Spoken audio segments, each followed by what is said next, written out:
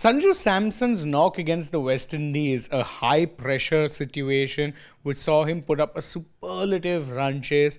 Naturally, the comparisons were always going to be drawn with a certain Virat Kohli, someone who we know has more often than not shown that he had the temperament and the ability to guide India home in tricky situations, something that actually earned him the nickname of the Chase Master. And it's fair to say that this Sanju Samson knock might be right up there with some of the greatest chase knocks that have been played in the T20 World Cup, including, of course, Virat Kohli's 82 against Pakistan that came in 2022. Not exactly a high-pressure game because it was a knockout, but a high-pressure game against your arch-rivals, which is always going to be a game that in many ways defined India's tournament, campaign, whatever it is you want to put it, going forward. But are these comparisons fair comparisons? Well, according to Kris Srikkanth, they very much are, because his belief is that Sanju's knock was at least on par with Kohli's at the MCG. He said that, look, when Virat Kohli played that knock against Pakistan in Melbourne, I was there at the ground.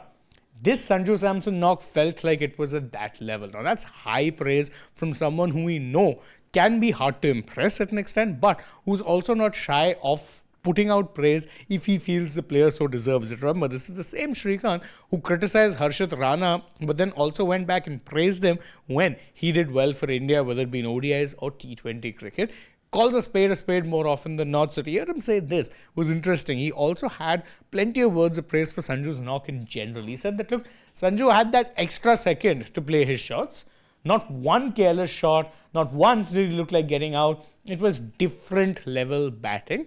Now, this is in itself, it's not technical per se, but as has been mentioned, Sanju Samson, the batting coach, did say that they tweaked Sanju's technique slightly, tweaked his trigger movement to ensure that he was playing the ball comfortably, and that perhaps gave him that extra second that Srikanth is alluding to here. Obviously, there is something that needed to be worked on, because Sanju at times with that trigger movement seemed to be caught between a rock and a hard place, wasn't in a comfortable situation body-wise whilst playing those shots, and therefore sometimes it looked like he was being caught out. But not against the West Indies. His still demeanour, something that actually has defined him, his ability to stand and deliver and sometimes make even very good balls look like ordinary balls given the way he can dispatch them, were back on full flow, and that's something that Srikanth and many others have been quick to point out and praise. You can let us know your thoughts on Sanju's wonderful knock in the comments below, and don't forget as always to like this video, share it with your friends, subscribe to the channel, tap that bell icon,